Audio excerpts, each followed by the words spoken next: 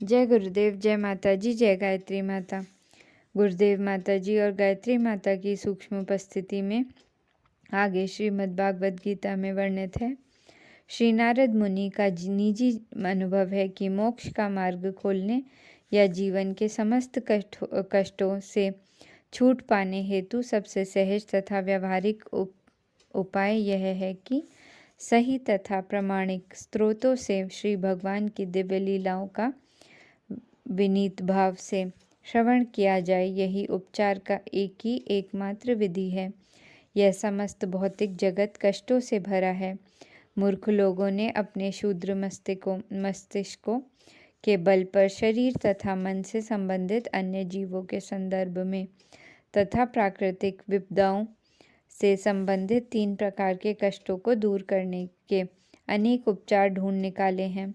सारा संसार इन कष्टों में उभरने हेतु कठिन संघर्ष कर रहा है, किंतु लोग यह नहीं जानते कि श्री भगवान की अनुमति के बिना किसी योजना या उपचार से वंचित शांति एवं संतोष प्राप्त नहीं किया जा सकता। यदि श्री भगवान की स्वीकृति न हो तो औषधि द्वारा रोगी को स्वस्थ करने का प्रयास व्यर्थ होगा। यदि श्री भगवान की स्वीकृति न हो तो नदी या समुद्र को उपर्युक्त नाव द्वारा पार करना कोई उपचार नहीं है।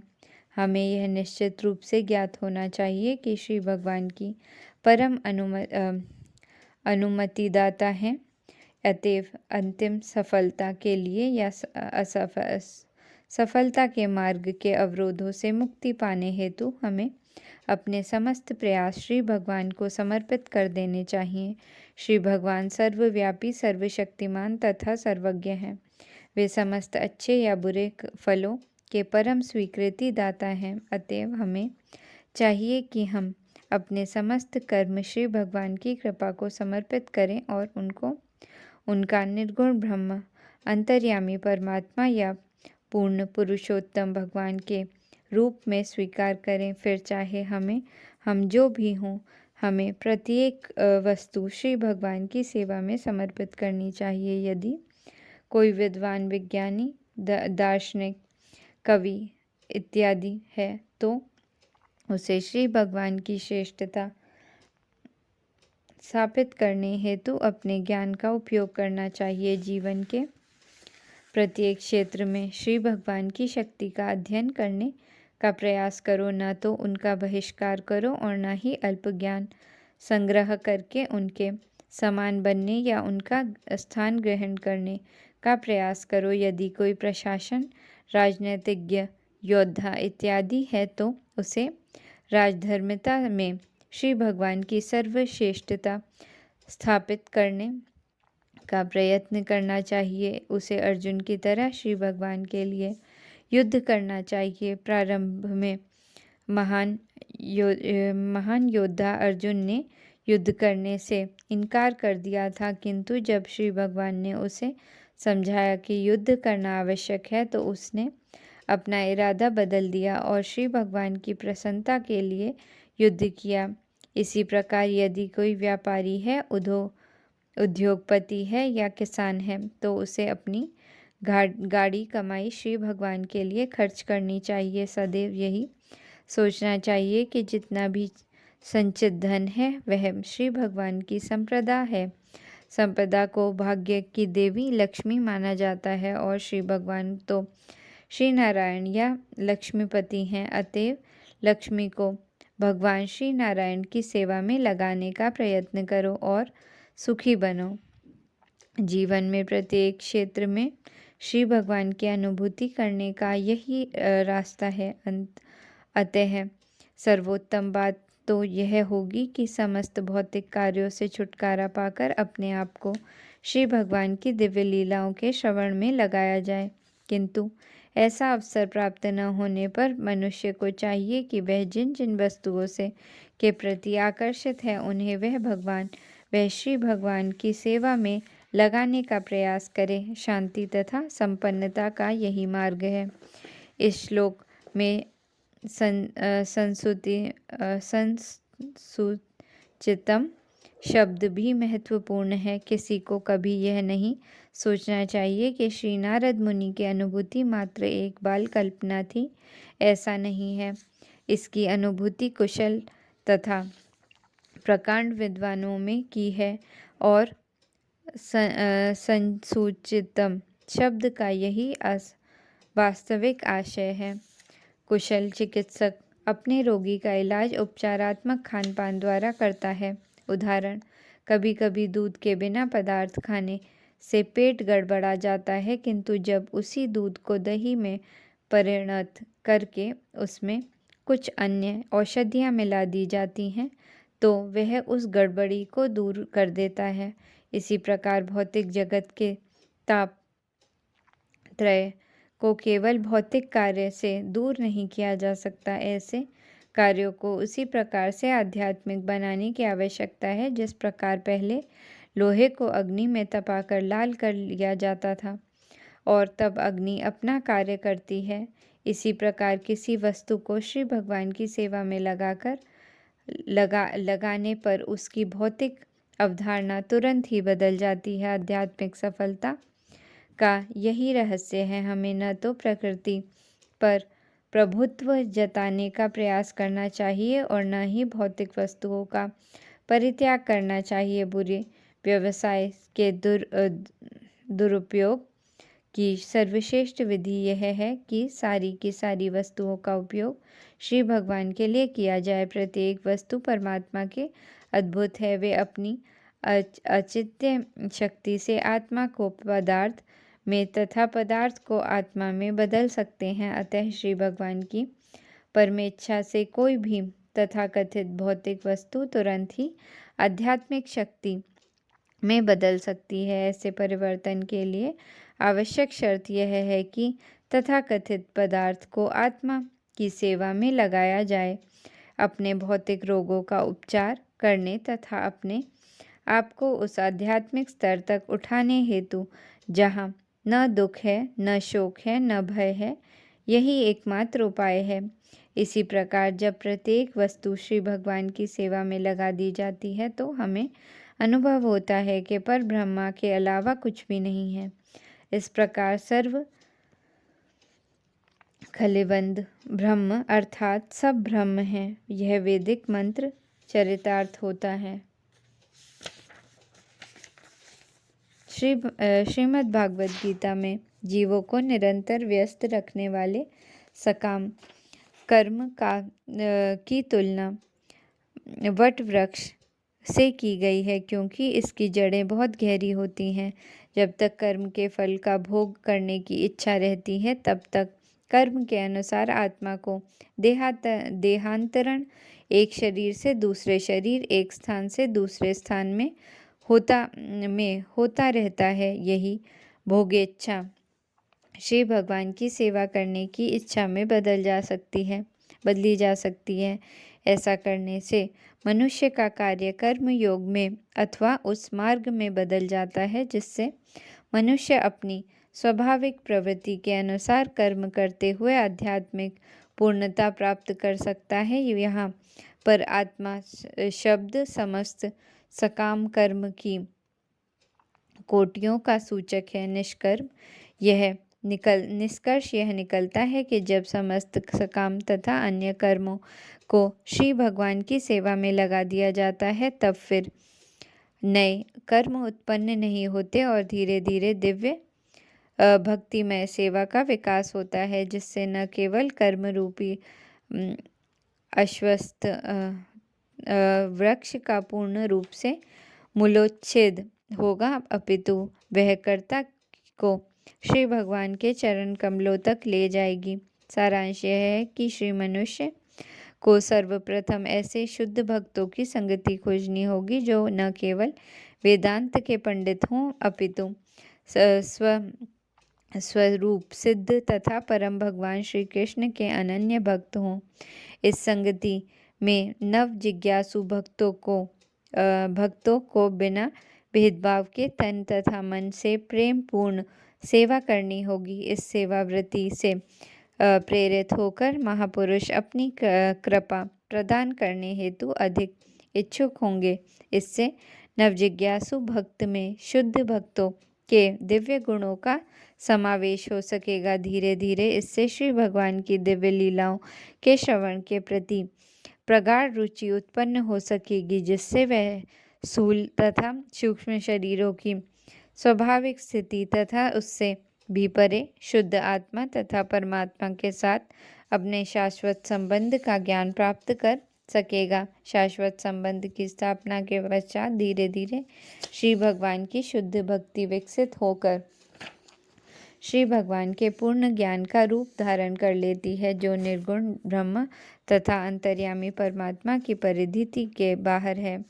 ऐसे पुरुषोत्तम योग से, जिसका श्रीमद् भागवत गीता में उल्लेख है, मनुष्य इसी शरीर में परिपूर्ण बन जाता है और उसमें सर्वोच्च मात्रा में श्री भगवान के उत्तम गुण दिखने लगते हैं। शुद्ध भक्तों की संगति से ऐसा ही क्रमिक विकास होता है। इस जीवन में श्री भगवान की तुष्टि के लिए जो भी कार्य किया जाता है उसे भक्ति योग अथवा श्री भगवान के प्रति दिव्य प्रेमा भक्ति कहते हैं, और जिसे ज्ञान कहते हैं वह तो सहगामी कारक बन जाता है। आमतौर पर लोकप्रिय धारणा यह है कि शास्त्रानुमोदित विधि से सकाम कर्म करने से मनुष्य आत्म साक्षात्कार के लिए दिव्य ज्ञान प्राप्त करने के योग्य बन जाता है। कुछ लोग भक्ति योग को कर्म का दूसरा रूप मानते हैं, लेकिन वस्तुतः भक्ति योग कर्म तथा ज्ञान दोनों ही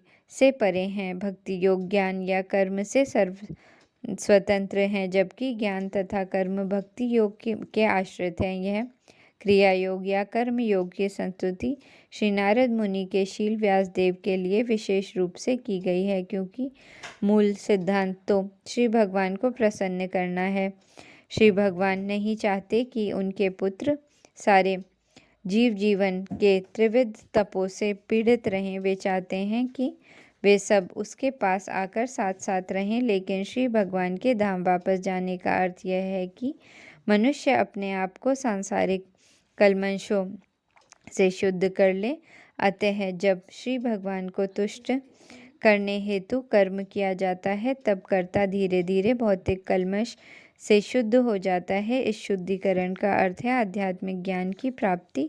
अतएव ज्ञान श्री भगवान के लिए किए गए कर्म पर आश्रित है। भक्ति योग या श्री भगवान की तुष्टि से विहीन अन्य ज्ञान किसी को भगवत धाम नहीं पहुंचा सकता, जिसका अर्थ यह हुआ कि वह मोक्ष भी नहीं दिला सकता, जैसा कि श्रीमद् भागवतम में व्याख्या की जा चुकी है। इससे निष्कर्ष यह निकलता है कि जो भक्त श्री भगवान की अनन्य सेवा में विशेष रूप से श्री भगवान के दिव्य महिमा के श्रवण तथा कीर्तन में लगा रहता है, वह भगवत कृपा से साथ ही साथ आध्यात्मिक ज्ञान प्राप्त कर लेता है, जिसकी पुष्टि श्री भगवद गीता में की गई है।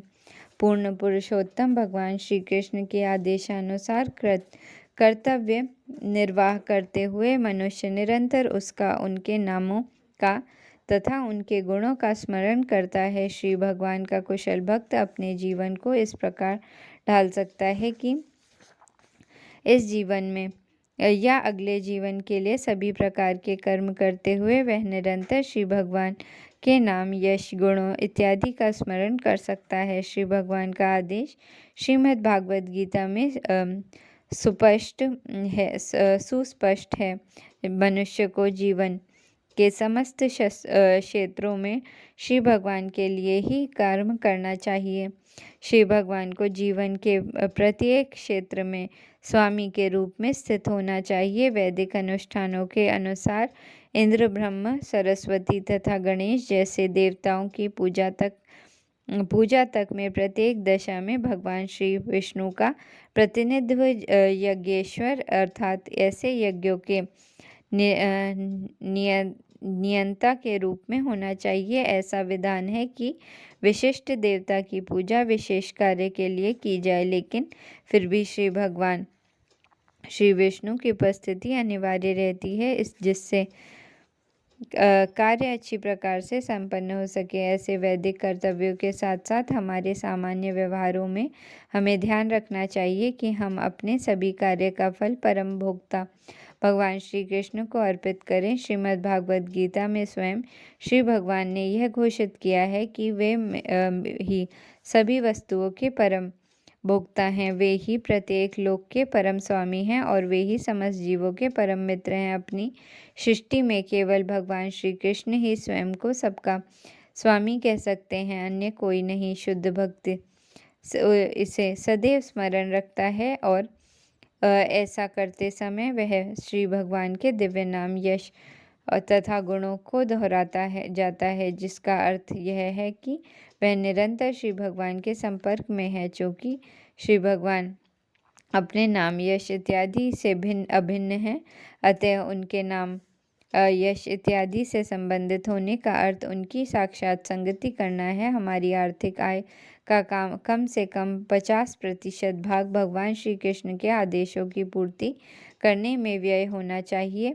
इसके लिए हमें अपनी कमाई के लाभांश का भी उपयोग नहीं करना चाहिए, अपितु अन्य व्यक्तियों को भी इस भक्ति संप्रदाय का उपदेश भी देना चाहिए, क्योंकि यह भी श्री भगवान का ही एक आदेश है। श्री भगवान का यह स्पष्ट कथन है कि जो संपूर्ण विश्व में उनके नाम तथा यश के प्रचार प्रसार कार्य में लगा है, वह उन्हें सर्वाधिक प्रिय है। इस भौतिक जगत की वैज्ञानिक खोजों को भी समान रूप से श्री भगवान के आदेशों का पालन करने में लगाया जा सकता है। वे चाहते हैं कि श्रीमद् भागवत गीता के संदेश का प्रचार उनके भक्तों में किया जाए। जिन मनुष्यों के पास तपस्या, ज्ञान, शिक्षा आदि इत्यादि की कोई पूंजी नहीं है, उनमें चाहे इसका प्रचार न भी हो, अतएव मनुष्य को श्री भगवान के भक्त बनाने हेतु प्रयास होते रहना चाहिए। इसके संबंध में भगवान श्री चैतन्य महाप्रभु ने एक सरल विधि बताई है। उन्होंने कीर्तन, नर्तन तथा प्रसाद वितरण के माध्यम से दिव्य संदेश का उपदेश देने की विधि बताई है। अतएव हमें अपनी आय का आधा भाग ऐसे उद्देश्य के लिए व्यय करना चाहिए। कलह और विरोध के इस युग में यदि समाज के गणमान्य और धनवान व्यक्ति अपनी आय का आधा भाग श्री भगवान की सेवा में लगाने हेतु समर्थ हो जाएं, जैसा कि श्री चैतन्य महाप्रभु ने सिखाया है, तो निश्चित ही इस उपद्रव भरे नरक जैसे संसार को श्री भगवान का दिव्य धाम बनाया जा सकता है, जहाँ अच्छा कीर्तन, नर्तन और प्रसाद बंट रहा हो। वहाँ जाने से कोई इनकार नहीं करेगा। ऐसे समारोह में सभी सम्मिलित होना चाहेंगे और हर एक को श्री भगवान की दिव्य उपस्थिति का अनुभव होगा। इसी के सेवक को श्री भगवान की संगति का लाभ हो सकता है और इस प्रकार वह आत्म साक्षात्कार के लिए अपने आप को शुद्ध बना सकता है। ऐसे आध्यात्मिक कार्यों को सफलतापूर्वक संपन्न करने का एकमात्र शर्त यह है कि ये समस्त कार्य ऐसे शुद्ध भक्त के निर्देशन में संपन्न हो जो समस्त भौतिक इच्छाओं, सकाम कर्मों तथा श्री भगवान की प्रकृति के विषय में शुष्क चिंतनों से मुक्त हों। किसी को श्री भगवान की प्रकृति ढूंढने की आवश्यकता नहीं है। श्री भगवान ने स्वयं ही विशेष रूप से श्रीमद् भागवत गीता में तथा सामान्य रूप से अन्य वैदिक साहित्य में इसका वर्णन किया है। हमें केवल उन्हें यथारूप ग्रहण करके श्री भगवान के आदेशों का पालन करना है। इससे हमें सिद्धि पथ प्राप्त हो सकेगा। किसी को अपनी स्थिति छोड़नी नहीं होगी, विशेषकर विविध कठिनाइयों के इस युग में वह अपनी स्थिति पद में बना रह सकता है। शर्त एक ही है कि उसे श्रीमद् भागवत श्री भगवान से तदाकार होने का शुष्क चिंतन त्यागना होगा। इस प्रकार की अहंकारपूर्ण महत्वाकांक्षा को त्याग कर उसे चाहिए कि वह किसी प्रामाणिक भक्त से, जिसकी योजनाएं पूर्व में बताई गई हैं, विनीत भाव से श्रीमद् भागवत गीता या श्रीमद् भागवतम में प्राप्त श्री भगवान के आदेश को ग्रहण करे। इससे सभी कुछ सफल हो सकेगा, इसमें संदेह नहीं है। भगवान श्री नारायण ईश्वर के समस्त विस्तारों के आदिकरण हैं। ये विस्तार हैं श्री वासुदेव, संकर्षण, अनिरुद्ध, श्री वासुदेव तथा संकर्षण मध्य में बाएं दाएं आसीन हैं। संकर्षण के दाएं हैं और अनिरुद्ध श्री वासुदेव की बाएं और आसीन हैं। इस प्रकार ये चारों विग्रह आसीन रहते हैं। ये चारों भगवान श्री कृष्ण के चतुर्व्यूह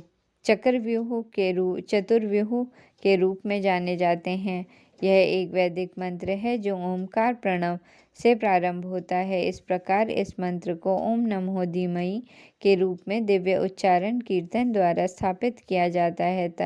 तात्पर्य यह है कि कोई भी काम, चाहे वह सकाम कर्म के क्षेत्र में हो या ज्ञान के क्षेत्र में हो, इसका परम लक्ष्य परमेश्वर की दिव्य अनुभूति नहीं होता, व्यर्थ माना जाता है। इसलिए श्री नारद मुनि ने अपनी निजी अनुभवों के आधार पर अन्य भक्तिमय सेवा की प्रवृत्ति की व्याख्या की है, जिसमें प्रगतिशील भक्ति कार्यों की क्रमिक विधि से श्री भगवान तथा जीव के मध्य अंतरंग संबंध विकसित किया जाता है। श्री भगवान के लिए दिव्य भक्ति की ऐसी प्रगति का अंत श्री भगवान की प्रेममयी सेवा में होता है, जैसे प्रेमा कहते हैं, और जो अपनी दिव्य विविधाओं में रस कहलाती है, ऐसी भक्ति मिश्रित रूपों में भी संपन्न होती है, जैसा कि सकाम कर्म और इंद्रिय जनित दार्शनिक मनोकाल्पनिकों के साथ मिश्रित होकर अब जिस प्रश्न को शैनक आदि ऋषियों ने उठाया था और जिसका संबंध गुरु के माध्यम के से शीलसूत जी को उपलब्धि के ग्रह अंशों से था, उसकी व्याख्या 33 अक्षरों वाले इस मंत्र का उच्चारण करके की गई है। यह मंत्र चार विग्रहों का अर्थ श्री भगवान को उनके पूर्वाश्रव से सहित संबोधित है। केंद्रीय विग्रह तो भगवान श्री कृष्ण हैं, क्योंकि ये पूर्व अंश उनके अंगरक्षक हैं। इस उपदेश का गहनतम अंश यह है कि मनुष्य को श्री भगवान के विभिन्न अंशों वासुदेव जी, संकर्षण तथा अनिरुद्ध सहित पूर्व पुरुषोत्तम भगवान श्री कृष्ण की महिमा का निरंतर कीर्तन तथा स्मरण करना चाहिए। ये विस्तार अन्य समस्त रूपों तथा विष्णु तत्व या शक्ति तत्व के मूल विग्रह रूप है। हमारी वर्तमान इंद्रिया भौतिक तत्वों की बनी है, अतएव वे भगवान श्री विष्णु के दिव्य रूप से की ठीक से अनुभूति नहीं कर पाती। अतः उनकी पूजा कीर्तन की दिव्य विधि के माध्यम से ध्वनि में की जाती है। जो वस्तु हमारी अपूर्ण इंद्रियों के क्षेत्र के बाहर है, उसे ध्वनि स्वरूप द्वारा भली भांति अनुभव किया जा सकता है। यदि कोई दूर खड़ा व्यक्ति ध्वनि उत्पन्न करे तो उसका यथार्थ अनुभव किया जा सकता है। यदि भौतिक दृष्टि से यह संभव है, तो फिर आध्यात्मिक दृष्टि से क्यों नहीं? यह अनुभव कोई कोरा निराकार अनुभव नहीं है, यह विशुद्ध सच्चिदानंद स्वरूप दिव्य श्री भगवान का वास्तविक अनुभव है। अमरकोश नामक संस्कृत कोश में मूर्ति शब्द के दो आशय प्रमुख हैं, स्वरूप तथा कठिनाई। अतएव आचार्य शील विश्वनाथ चक्रवर्ती ठाकुर ने अमूर्तिकम का अर्थ किसी कठिनाई के बिना लगाया है। शाश्वत आनंद तथा ज्ञान के दिव्य स्वरूप का अनुभव हमारी मूल आध्यात्मिक इंद्रियों द्वारा ही हो सकता है। जिसे पवित्र मंत्रों या दिव्य ध्वनियों के उच्चारण द्वारा पुनर्जीवित किया जा सकता है। ऐसी ध्वनि प्रामाणिक गुरु के पारदर्शी माध्यम द्वारा प्राप्त की जानी चाहिए और गुरु के निर्देशन में ही इसका उच्चारण कीर्तन का अभ्यास करना चाहिए। यह हमें धीरे धीरे ईश्वर के अधिक निकट ले जाता है। पूजा की यह विधि पाशरात्रिक विधि में संस्तुत है, जो मान्य और प्रामाणिक विधि है। पाशरात्रिक विधि में दिव्य भक्तिमय सेवा के लिए सर्वाधिक प्रामाणिक शिक्षाएं वर्णित हैं। ऐसी शिक्षाओं के बिना शुष्क दार्शनिक चिंतन द्वारा निश्चय निश्चित ही श्री भगवान के पास नहीं पहुंचा जा सकता। विधि इस कलह प्रधान युग के लिए व्यवहारिक और उपयुक्त है। इस आधुनिक युग के लिए वेदांत की उपेक्षा अधिक महत्वपूर्ण है। हे ब्राह्मण, इस प्रकार भगवान श्री कृष्ण ने सर्वप्रथम मुझे वेदों के गुहनतम अंशों में निहित श्री भगवान के दिव्य ज्ञान का, फिर आध्यात्मिक ऐश्वर्य का और तब अपनी घनिष्ठ प्रेममयी सेवा का वर दिया। दिव्य शब्द द्वारा श्री भगवान के साथ सर्वात्मा भगवान श्री कृष्ण से अभिन्न है। श्री भगवान तक पहुँचने की यह सबसे पूर्ण विधि है।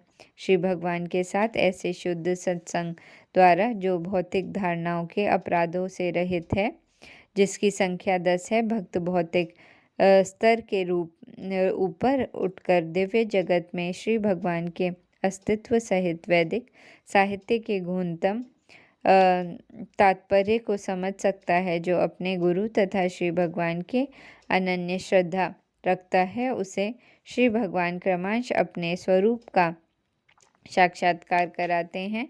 इसके पश्चात भक्त को योग की सिद्धियां प्रदान की जाती हैं, जिसकी संख्या 8 है। इससे भी बढ़कर भक्त को श्री भगवान का अंतरंग पार्षद स्वीकार कर लिया जाता है और उसे गुरु के माध्यम से श्री भगवान की विशिष्ट सेवा का कार्यभार सौंपा जाता है। शुद्ध भक्त अपनी सुप्त योग सिद्धियों के प्रदर्शन की अपेक्षा श्री भगवान की सेवा करने में अधिक रुचि रखता है। श्री नारद मुनि ने इस सब का वर्णन अपने निजी अनुभव से किया है और मनुष्य को वे सभी सुविधाएं प्राप्त हो सकती हैं जो श्री नारद मुनि को श्री भगवान के शब्द प्रतिरूप के उच्चारण से प्राप्त हुई थी। वे दिव्य ध्वनि के उच्चारण पर कोई प्रतिबंध नहीं है, बशर्ते कि इसे श्री नारद मुनि के प्रतिनिधि से प्राप्त किया जाए, जो गुरु शिष्य परंपरा में चला आ रहा है। अतः अंत कृपा करके सर्वशक्तिमान के उन कार्यकल्पों का वर्णन करो जिन्हें तुमने वेदों के अपार ज्ञान से जाना है, क्योंकि उससे महान विजनों की ज्ञान पिपासा की तृप्ति होगी और साथ ही सामान्य मनुष्यों के कष्टों का भी शमन होगा। और जो भौतिक दुखों से सदैव पीड़ित रहते हैं, निसंदेह इन कष्टों से उबरने का कोई अन्य साधन नहीं है। श्री नारद मुनि अपने व्यवहारिक अनुभव से निश्चित रूप से प्रमाणित करते हैं कि भौतिक कर्म की सभी समस्याओं का मूल समाधान परमेश्वर की दिव्य महिमा का दूर दूर तक प्रसारित करने में है। सज्जन की 4 श्रेणियां होती हैं और दुर्जनों की भी इतनी ही श्रेणियां हैं। चारों श्रेणियों का सृजन सर्वशक्तिमान ईश्वर की सत्ता को तब स्वीकार करते हैं जब वे विपत्ति में पड़ते हैं, जब उन्हें धन की आवश्यकता होती है, जब वे ज्ञान में उत्पन्न बनते हैं तथा जब वे ईश्वर के विषय में अधिकाधिक जानना चाहते हैं। वे अतः प्रेरणावश श्री भगवान की शरण ग्रहण करते हैं। इस प्रकार श्री नारद मुनि शील व्यास देव को उपदेश देते हैं कि वे श्री भगवान के दिव्य ज्ञान का प्रसार उस विशाल वैदिक ज्ञान के संदर्भ में करें जिन्हें उन्होंने पहले से प्राप्त कर रखा है। जहाँ तक दुर्जनों का संबंध है, उनकी भी 4 श्रेणियां हैं। वे जो सहज रूप से प्रगतिशील सकाम कर्म के प्रति आसक्त हैं और इस प्रकार उसके साथ जुड़े हुए अनेक कष्टों को भोगते रहते हैं। वे जो इंद्रिय दृष्टि से के रहित कार्य में संलग्न रहते हैं और इस प्रकार परिणाम को भोगते हैं। वे जो भौतिक रूप से ज्ञान में तो अत्यंत समृद्ध हैं, लेकिन सर्वशक्तिमान श्री भगवान की सत्ता को स्वीकार करने की मति न होने के कारण कष्ट पाते हैं।